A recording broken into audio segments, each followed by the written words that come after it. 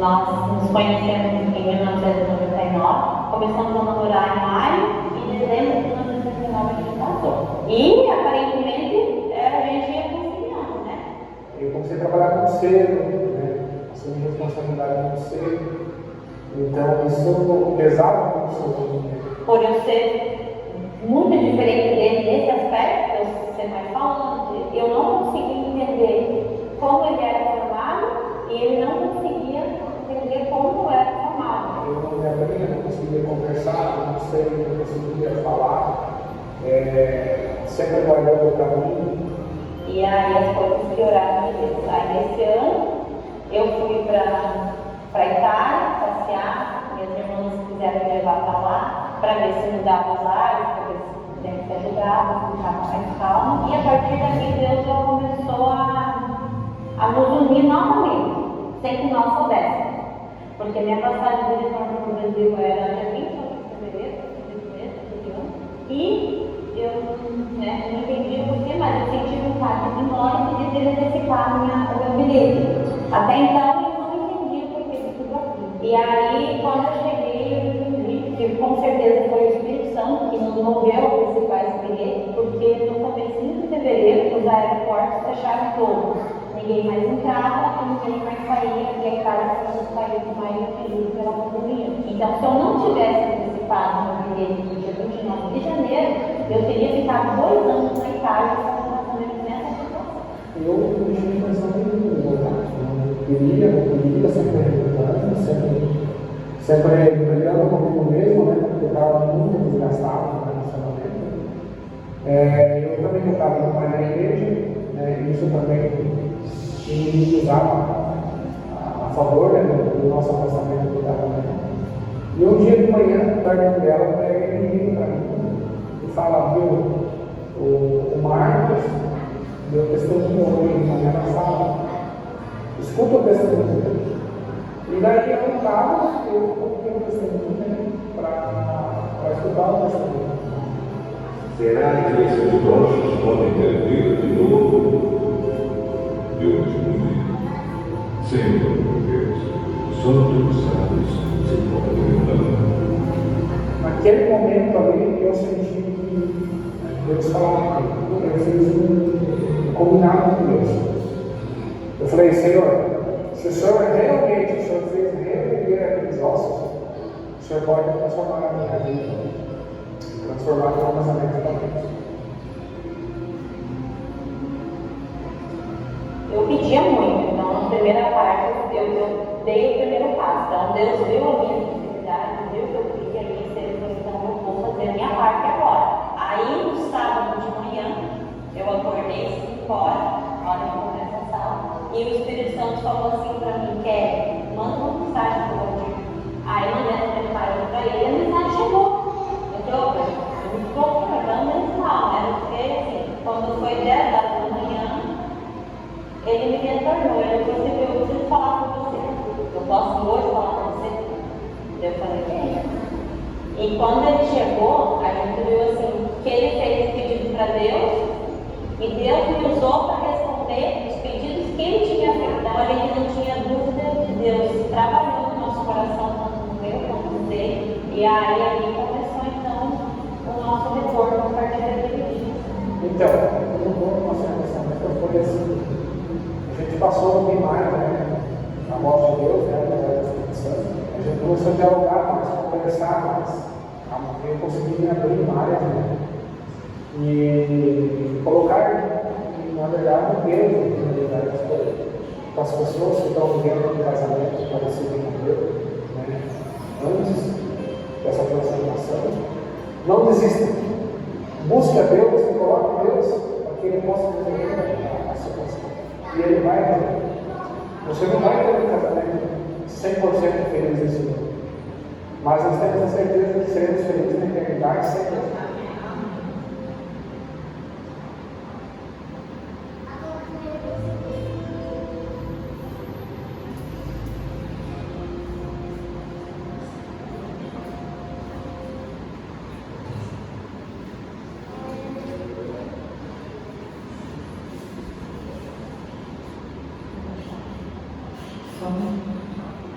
Boa noite a todos. Eu salvo aos irmãos, aos nossos amigos que estão aqui, com a graça e a paz do nosso Senhor Jesus Cristo. Que sejam todos bem-vindos na casa do Senhor. E hoje nós estamos na última quarta-feira do mês, eu já tive a oportunidade de falar para alguns sobre essa quarta-feira. E hoje, toda a última quarta-feira do mês é um culto ministrado pelo Ministério da Mulher. E hoje se inicia, no ano de 2024, com o tema Milagres. Então, durante todo o ano de 2024, nós vamos falar sobre os milagres de Jesus, certo? E neste dia de hoje, nós temos como primeiro milagre de Jesus, que foi a transformação da água para o vinho. Nós tivemos um testemunho aí, desse casal que passaram por momentos, por conflitos. A esposa até disse que chegou a viajar, a se distanciar dos problemas que foram causados pelo casamento. Eles têm dificuldade na personalidade deles e o esposo estava distante dos caminhos do Senhor, e isso com certeza foi um motivo para que tivessem muito mais conflitos entre eles dois. E aí, quando ele recebeu um telefonema, neste telefonema ele escutou uma mensagem que falava da palavra de Deus, ele se sentiu tocado novamente, e ele resolveu ligar para a esposa, e a esposa já estava vindo de viagem, viagem esta que ela tinha ido, porque ela não estava mais com aquele casamento. E aí ela contou no testemunho dela que tudo foi providência de Deus, Às vezes eu tive que escutar 2, 3 vídeos, 2 vezes para eu não entender, porque ficava uma coisa muito assim. Isso que eu estou explicando um pouco a mais, porque às vezes tinha difícil compreensão para alguns. E aí ela disse que tudo foi providência de Deus, porque ela marcou a passagem dela no dia 29 de janeiro. Quando foi no mês de fevereiro, os aeroportos todos ficaram impedidos de alguma pessoa viajar, por conta que foi o período da pandemia. E ela conta que tudo foi providência de Deus, e de fato foi providência de Deus, E mais uma vez, Deus uniu esse casal, graças a Deus. E hoje nós vivemos, meus irmãos, deixa eu falar sobre o cartãozinho, não esquecer. Quem recebeu esse cartãozinho na entrada? Quem não recebeu, no final pode procurar, que a gente vai estar entregando. É um cartão de fidelidade dos nossos cultos, das formas de poder. Todos os cultos, quem vier, só acontece na última parte de todo mês. Quem vier a esses cultos, durante 12 meses, quem tem 12 meses no ano, vai estar ganhando um brinde, tá certo? Não é sorteio. Você vai estar ganhando este brinde. E hoje nós vamos trabalhar sobre o tema água e vinho, Eu acho que tem aí o slide. E esse tema ele fala sobre família, sobre casamento. Na verdade, como a gente conhece, esse milagre de Jesus, ele aconteceu em que momento? No casamento. E ele foi o primeiro milagre do nosso Senhor Jesus Cristo. E esse milagre ele também traz uma característica muito forte, porque ele só é descrito apenas no Evangelho de João. A gente não encontra em outro livro este milagre de Jesus. E quando eu recebi esse livrinho que eu vi, a gente fala sobre família, eu disse, menina, esse sistema me persegue. Trabalhei 2 anos no Ministério da Família, estou um tempinho aqui sem falar da palavra de Deus, aí venho de novo falar de família, mas eu acredito que Deus nos usa, É um tema que eu gosto muito de falar, eu percebo que é um tema que todos nós necessitamos ouvir, porque hoje a família, ela é muito atingida pelo inimigo. Nós sabemos que quando a família, o inimigo ele só precisa atingir de uma família, para a gente ter uma família desestruturada. E hoje é um tema que eu passaria o dia todo ouvindo e eu não se cansava. A gente foi para o congresso em Fortaleza de anciãos e o tema muito abordado lá foi sobre família. E enquanto a palestrante estava falando sobre família, sobre filhos, todo mundo assim, ó, apenas. Eu passaria ali o dia todo, porque eu acredito que são temas que a gente sempre tem que aprender. E a gente sempre está vivenciando alguma coisa, seja casal, seja filhos, né? Porque antes, filhos, a gente tinha preocupação de ter por causa de quê? Do custo, né, gente? É difícil ter filho porque é comida. Hoje não, a preocupação dos filhos é a educação. É o que este mundo aí oferece. Eu, pelo menos na minha visão, eu tenho essa, e quando eu converso com as pessoas, a mulher é tão difícil hoje educar filhos, é tão difícil hoje educar filhos, e de fato é mesmo. Se a gente for comparar, a nossa infância e a nossa adolescência é muito diferente da de hoje. Eu me lembro que eu brincava, brincava até de ser moça, né? Mas hoje as adolescentes elas já querem realmente já ser mocinhas, então é muito diferente e é muito preocupante. E hoje nós iremos falar sobre família. Eu gostaria de mostrar aqui para vocês esse livro, Felizes no Amor, O Segredo da Vida a Dois. Eu ainda não li todo, mas eu fiquei dando uma vista assim hoje, porque eu poderia falar desse tema esses dias, né?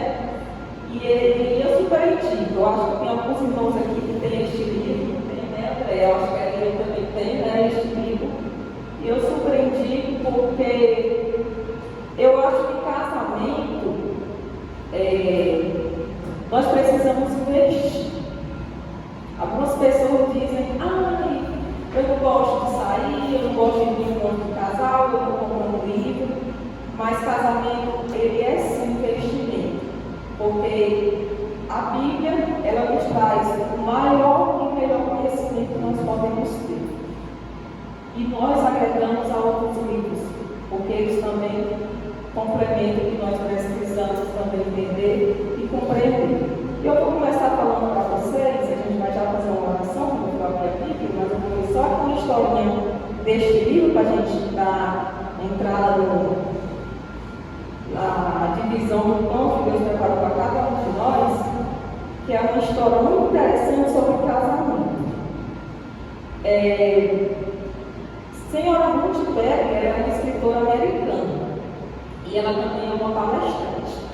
Ela escreveu um livro que A Aventura de Ser uma Esposa, né? E um certo dia ela estava em uma universidade. Nesta universidade ela estava palestrando, provavelmente sobre casamento, pelo que diz aqui a história, né? E ela foi desafiada por uma das universidades. E ela fez a seguinte pergunta para a senhora Pedro. Senhora Pedro, em sua palestra, a senhora afirmou que o casamento é a maior carreira da mulher. Pois, em minha opinião, dizendo a jovem, né, o casamento logo vai desaparecer. E a maioria de nós aqui pensamos assim. Ela falou por ela e ela disse, a maioria de nós aqui pensamos assim. Não acreditamos que se prender a uma pessoa nos seus 20 anos, amarrando-se a ela para o resto da vida, seja algo positivo. Achamos isso ridículo. Todos os olhos fixaram na jovem estudante enquanto ela continuava. Estou vivendo com um sujeito de quem eu gosto, não quero me casar com ele. E não creio que ele tenha a intenção de se casar comigo. Não é meu primeiro caso amoroso e provavelmente não será o último, diz a jovem. Não vejo nada de errado nisso. Ela complementa dizendo que não vê nada de errado na situação que ela está vivendo. Algum dia, quando e se eu escolher ter filho, pode ser que acabe me casando, mas enquanto esse tempo não chegar, não vou me envolver nisso. E se algum dia eu escolher me casar e o relacionamento for ruim, a gente já sabe o que ele vai dizer, né? Eu me separo. Que é bem comum hoje as pessoas se casarem 2, 3 meses e estão se separando. Senhora Pepe, não somos cegos, continua a música. Estamos vendo o que o casamento fez com os nossos pais. Isso aqui me chamou bastante atenção. E eu não poderia deixar de frisar isso aqui. Eu acredito que cada um de nós aqui lembramos da nossa infância.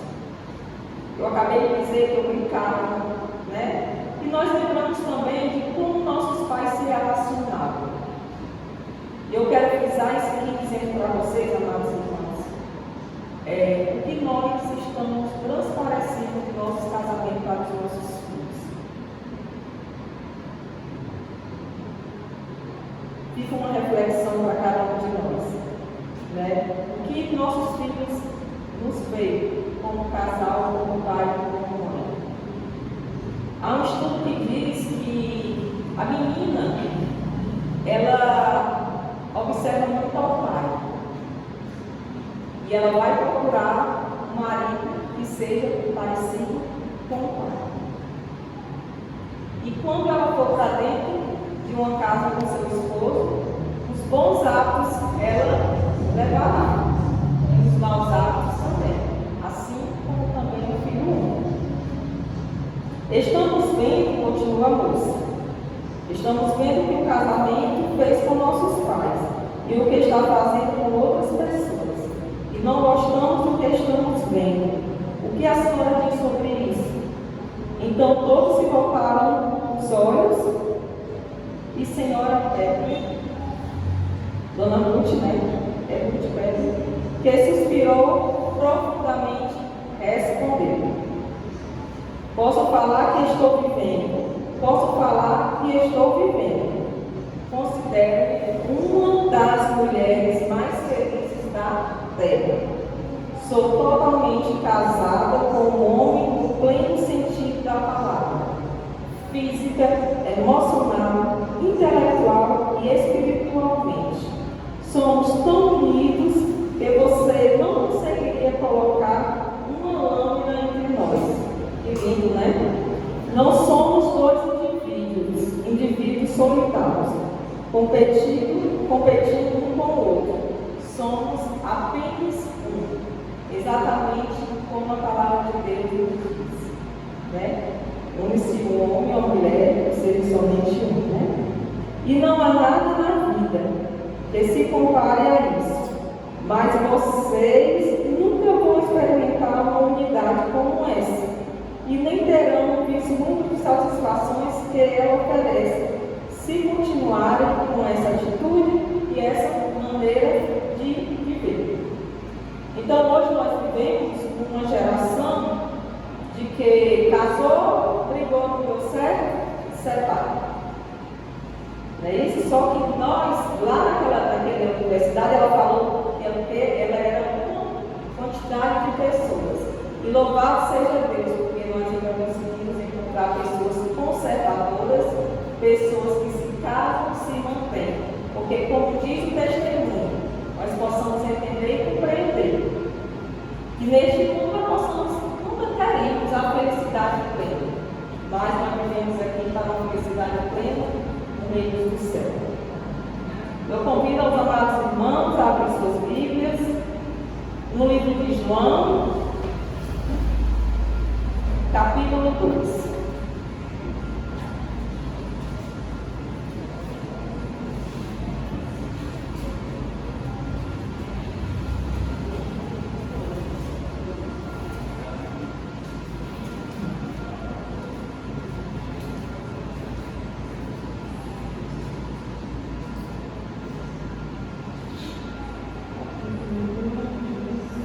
A partir do verso 1 até o verso 9, tá certo? Agora vamos curvar nossas frontes, fechar nossos olhos e falar com o nosso bom Deus. Santo Eterno Deus, amado Pai, Te agradecemos, Senhor, porque teu Santo Espírito nos conduziu até aqui. E aqui estamos nós, Senhor, para louvar e engrandecer o teu santo nome. Que o teu Santo Espírito venha falar em nossos corações. E que tudo que seja falado aqui, Senhor, seja para a tua honra e para a tua glória. Que nada seja falado pelo homem, pela mulher que aqui se encontra, mas tudo seja falado pelo poder do teu Santo Espírito. Que o Senhor venha restaurar cada família que aqui se encontra e nos use, Senhor, poderosamente para testemunhar, para viver, para falar de Ti em nossas vidas, que é o que te pedimos e te agradecemos em nome de Jesus. Todos conseguiram, né? Diz assim: 3 dias depois, houve um casamento em Canaã da Galileia. Achando-se ali a mãe de Jesus, Jesus também foi convidado com seus discípulos para o casamento. Tendo acabado o vinho, a mãe de Jesus lhe disse: eles não têm mais vinho. Mas Jesus lhe disse: deixa eu só esperar aqui a irmã que abriu a Bíblia com a Adriana. Deu certo, né? Mas Jesus lhe disse: mulher, que tenho eu contigo? Ainda não é chegada a minha hora. Então ela falou aos serventes: fazei tudo o que ele vos disser. Estavam ali 6 talhas de pedra que os judeus usavam para as purificações, e cada um levava 2 ou 3 metretas. Jesus lhe disse: enchei de água as talhas, e eles as encheram totalmente. Então lhes determinou: tirai agora e levai ao mestre e sal. Eles o fizeram. Tendo o mestre Sala provado a água transformada em vinho, não sabendo de onde viera, se bem que o sabiam os serventes que haviam tirado a água, chamou o noivo e lhe disse: todos costumam pôr primeiro o vinho bom, o bom vinho, e quando já beberam fartamente servem o inferior. Tu, porém, guardaste o bom vinho até agora. Vamos ler até aí. Então aqui, né, nesse primeiro milagre de Jesus se encontra no casamento, como diz aqui a palavra de Deus, e falta o vinho. E quando falta o vinho, Maria vai de encontro a Jesus, né? E depois desse primeiro milagre de Jesus, ele tinha passado 40 dias no deserto, e ali ao encontro de Maria com Jesus, ele diz, chega até Maria, chega para Jesus e diz: faltou o vinho, né? E aí Jesus lhe responde: mulher, que tenho eu contigo? Ainda não é chegada a minha hora. E amados, tudo corria bem, né? Até que a cerca da altura da festa durava alguns dias, o vinho acabou. Naquele tempo as festas duravam de casamento de 7 dias, no mínimo. Algumas dependendo das famílias, e tudo duravam até 2 semanas, né? E o vinho, faltar o vinho em uma das festas, daquelas festas, simbolizava muita coisa, porque era como se não fosse haver prosperidade, alegria, né? Aqui o livro diz que dava a impressão de falta de planejamento e hospitalidade, e a reputação do noivo diante de seus amigos. Aí dá uma indagação: teria ele falhado na preparação das núpcias? As núpcias, quando o casal se firmava, né, casar, que ali era um casamento feito até pelos pais, a noiva passava eles passavam um ano se preparando, mas ali ele já era como se fosse casado, era um compromisso que era sério. Só se fosse um motivo muito forte para aquele casamento não acontecer, mas já era um compromisso muito forte naquele tempo. E aí, o noivo ficaria marcado como negligente perante a noiva e os familiares. Poderia até indagar assim: será que esse homem tem como sustentar a minha filha? se ele deixou faltar o principal na festa, que era visto como o principal. Eu não sei hoje, eu não bebo refrigerante, e aí a gente às vezes chega num local e a gente pergunta se tem suco, né? E aí nem todo mundo tem que ter um hábito de oferecer nas suas festas um suco, né? Eu consigo comer normalmente sem um suco. E a festa para mim continua boa. Mas o vinho ali era algo que era diferente. Descreve que era algo que simbolizava para o casamento bênçãos.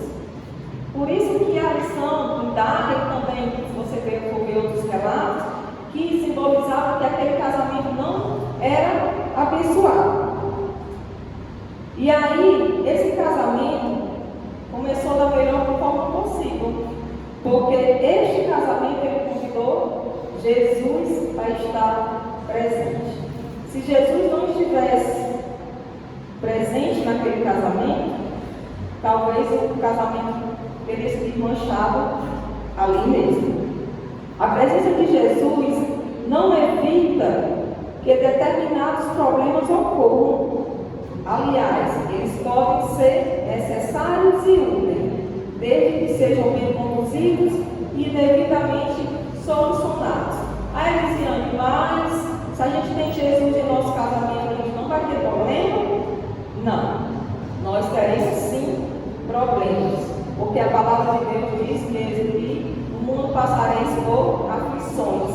Aflições é um momento de problemas, mas tem de bom ânimo porque eu venci.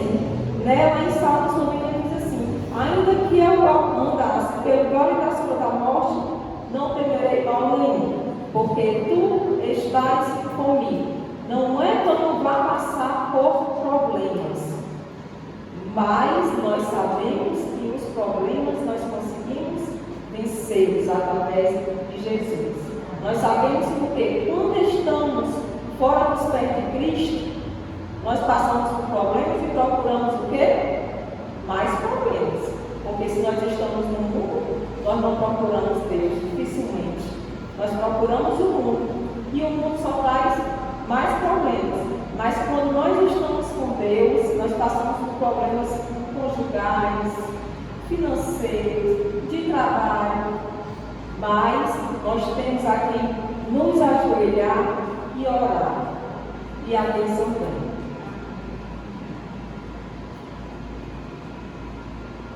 Não teremos problemas, mas Deus nos permite para manifestar seu poder e sua glória e para desenvolvermos a fé. Embora o casamento seja uma instituição abençoada e santificada por Deus, o casal passará por conflitos e perdas, gerados e por eles mesmos ou por terceiros. É comum também surgirem problemas no casamento devido às diferenças de personalidade, como a gente viu no testemunho, né? Eles tinham personalidade diferente. A mulher falava, tinha desenvolvimento melhor de falar, e o esposo era mais calado. E isso trouxe esse conflito entre eles. Então nós precisamos saber lidar com a diferença do nosso cônjuge e aprender a respeitar. Existe um livro que é muito interessante, que é As 5 Linguagens do Amor. As 5 Linguagens do Amor, ela fala sobre a personalidade do ser humano e é dentro de um casamento. E ela conta uma história bem legal neste livro, que fala assim: como criou uma mulher. E aí, ele com raiva da mulher, e a mulher com raiva dele. Só que aí a mulher estava lá na fila lavando louça, ele chegou com um bombom na mão e disse assim: pega que eu comprei pra tu. Aí a mulher olhou, um bombom. Só que ela não entendeu que ali era a linguagem do amor dele. Ele sente a dificuldade de se expressar. Então é muito mais fácil para ele chegar e dar algo. Então a gente precisa conhecer melhor a pessoa com que nós estamos vivendo. Duas pessoas diferentes estão unindo sua vida para um convívio longo. Em nenhum momento a vontade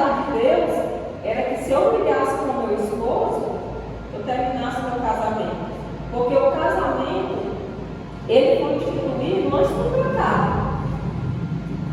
O casamento ele foi instituído antes do pecado. Então é vontade de Deus, sim, que nós tenhamos um casamento até a volta de Jesus. A Bíblia não relata se lá no céu nós teremos casamento, se eu estou salvo, o Rafael está salvo, se nós iremos lá nos casar, mas enfim, a Bíblia diz que lá no céu nós teremos coisas melhores do que nós temos aqui na terra.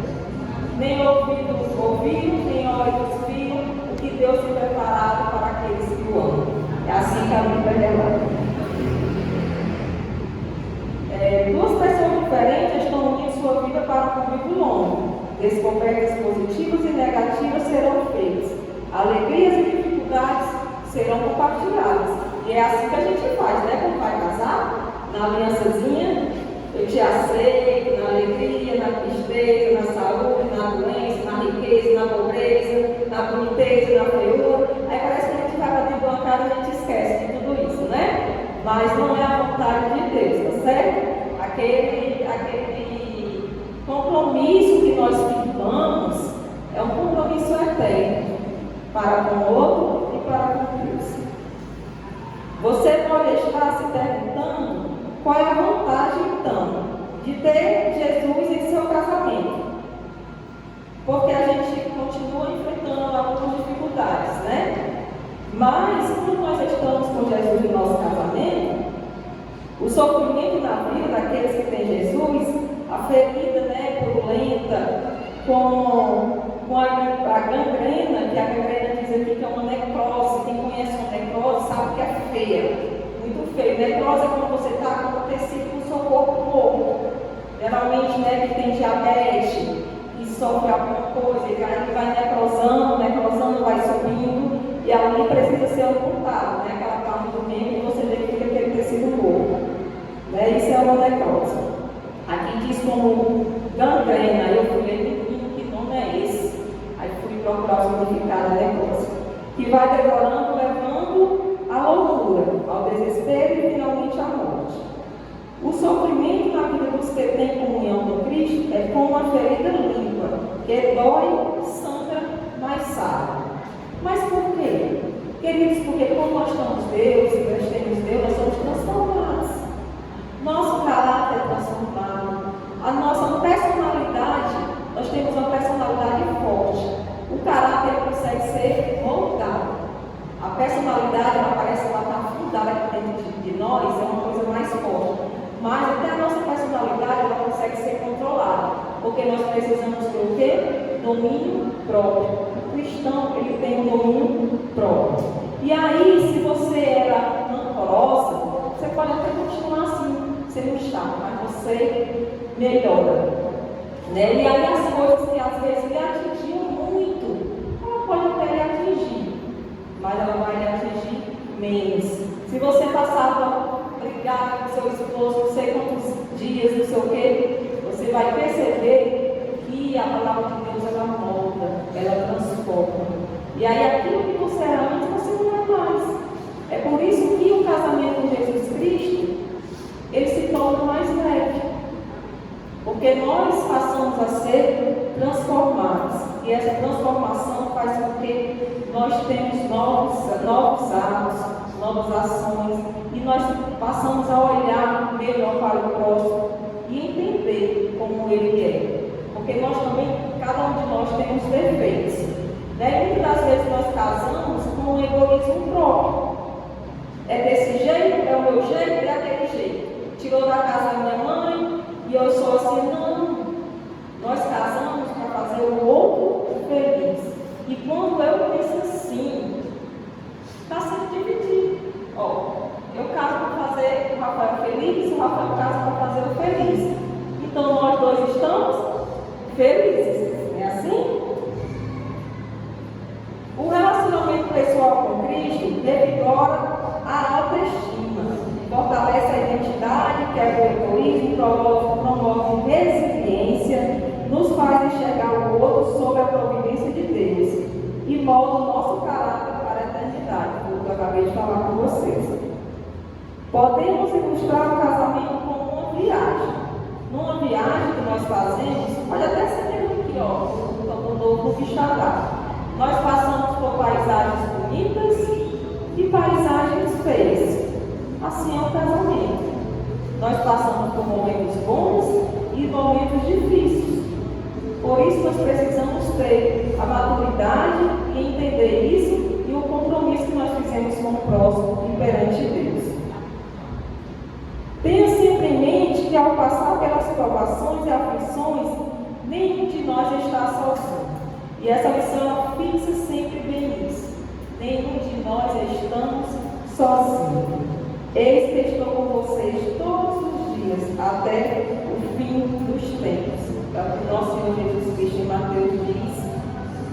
Nosso Senhor Jesus Cristo diz em Mateus 28, 20. Não é isso? E aí, voltando para a parábola, né? Maria, ela agiu como uma mulher sábia, uma mulher com fé e uma mulher de confiança. Mas Maria, ela era humana e ela não tinha o poder de realizar milagres. Mas Maria foi a pessoa certa. Ela foi a Jesus. E é o que eu e você precisamos fazer todos os dias de nossas vidas. E a Jesus. Somente aos pés dele nós conseguimos manter firmes nosso casamento. A todo momento nós precisamos de Deus. Estamos falando aqui de casamento, mas Jesus, Ele é a nossa fortaleza.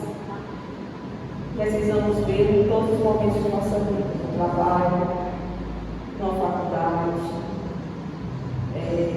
no convívio assim, no meio da rua e no nosso casamento, para que nós possamos não ser somente dois, mas nós estar entrelaçados com o cordão do nosso Senhor Jesus Cristo, que assim nós formamos em dois. O vinho do milagre era melhor que o vinho original e sem fermentação. A realização desse milagre nos deixa uma poderosa lição. Jesus não faz o que você e eu podemos fazer. A parte dele é fazer o impossível. Nossa parte é ação e cooperação com Ele. Então a lição nos diz o quê? Existem coisas que é possível nós fazermos. E muitas das vezes nós ficamos esperando o nosso Senhor Jesus Cristo agir. Mas a palavra, a lição de hoje, ela deixa bem clara que nós precisamos buscar Deus mais ainda em nossas vidas. Hoje nós vivemos em grandes ciladas do inimigo. Hoje o inimigo ele tenta atingir de todas as formas as famílias. E a gente vê muita família destruída, muito adolescente, muito jovem, muitos casais e amados irmãos. Nós precisamos se agarrar cada dia mais à palavra de Deus e assim nos mantermos seguros em família para a volta do nosso Senhor Jesus Cristo. Aqui traz umas dicas de como contribuir para um casamento feliz. Eu vou ler aqui rapidinho. Um diz assim: exercitar o respeito mútuo. O respeito mútuo é demonstrado quando se ouve com atenção, dê indicação de que você está interessado no que o outro está dizendo. Deixe o celular de lado. Gente, eu achei tão interessante isso aqui, né? Porque a gente tem que viver isso, né? Essa história de celular. Aí diz assim: deixe o celular de lado. Hoje é um dos maiores motivos de separação do casal. O celular. E quando a gente frequenta encontros de casais, elas falam mais uma coisa tão básica que a gente entende, né? Diz o quê? Que o casal, quando ele vai se deitar, é eles dois. Celular não é para existir naquele período. É os dois, né? E aí, eu estava procurando, existe casal que eles se falam dentro de casa pelo celular. Só para a gente ter noção ao nível que está chegando o casamento e o uso do celular. E faça perguntas. Quando a pessoa, seu parceiro, estiver conversando com você, mostre interesse. Agora, se estiver no celular, você não vai sentar, não. É celular de lado, mostre interesse. Demonstre que você está interessado no que ele tem para falar para você. Cuidado do tom de voz na conversa, mantendo equilíbrio, sem grito, sempre o controle das emoções. É outra maneira de demonstrar respeito e empatia. Dica 2, manter-se fiel. Manter-se fiel ao cônjuge, fisicamente, mentalmente e emocionalmente, né? Que hoje também um dos motivos de separação é a traição. Para isso é fundamental que o casal invista diariamente em um relacionamento de empatia e cumplicidade para manter vivo o interesse mútuo. Demonstrem amor nas pequenas coisas. Foi o que eu falei, né? No casal, o bombom. Deu o bombom, né? É a maneira dele de demonstrar o amor. Era a maneira dele de expressar. E dica, atenção, separe tempo para realizar atividades juntos. Isso é importante, né? Às vezes, quando a gente casa, tem filhos, a gente tem a maior dificuldade de sair os dois juntos. Eu, pelo menos, morro de medo de viajar e deixar meus filhos. Eu fico admirada que tem casal que viaja, mas eles estão certos. Então, a gente tem que fazer isso uma vez, no ponto de casal. A gente foi, né, no sábado, no domingo e passamos no hotel. Mas, se você tem como deixar seus filhos a confiança de uma pessoa, façam isso. É bom para os dois, é bom para o casamento. Dica 3, organizar as finanças. Organizar as finanças domésticas contribui muito para o casamento feliz. Aliás, mais de 50% dos divórcios acontecem por questões financeiras, conforme informação do IBGE em 2020. Tem um tópico aqui que não tem, mas eu coloquei. Separe o tempo para a sua família todos os dias, que é o culto familiar. Né? Nós aqui temos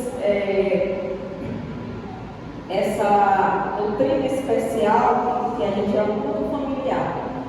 Isso é muito importante. A lição que é o culto familiar é aquele momento em que você une a sua família e aí você faz um louvor, lê um verso bíblico e faz a oração.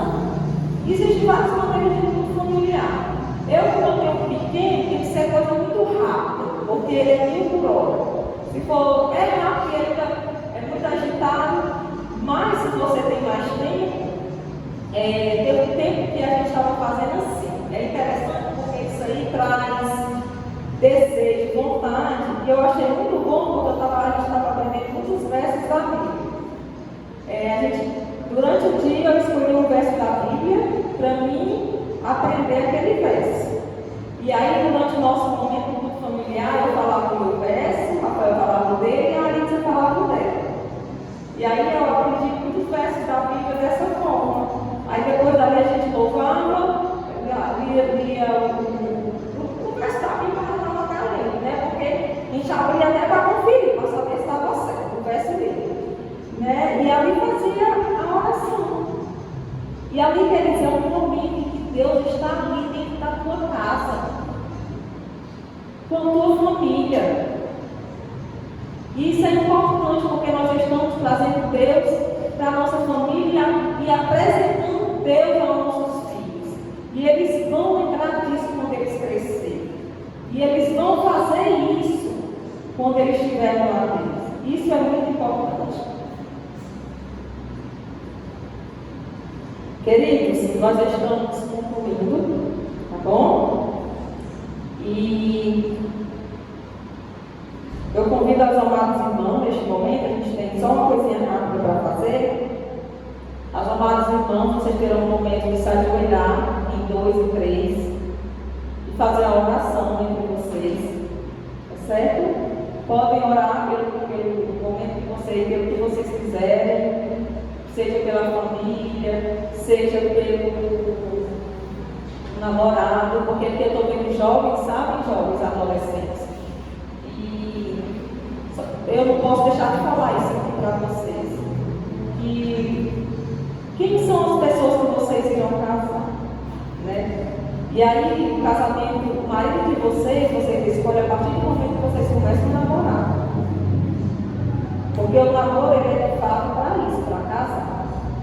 Nós namoramos para casar. Então, quando vocês forem escolher o namorado de vocês olham assim, é ele que eu quero para casar. Viu? Então, vocês tenham muito cuidado ao escolher o relacionamento de vocês. Então, neste momento, vamos se ajoelhar, vamos fazer aqui com as meninas. Não, vamos fazer assim, como a gente está falando de família, a Andréa vai lá para o Beto, vai lá pela família dela. Quem tiver em família, ora em família. Quem não tiver, se une a um irmão, a um amigo. E a gente vai dar um minutinho rápido por esta oração.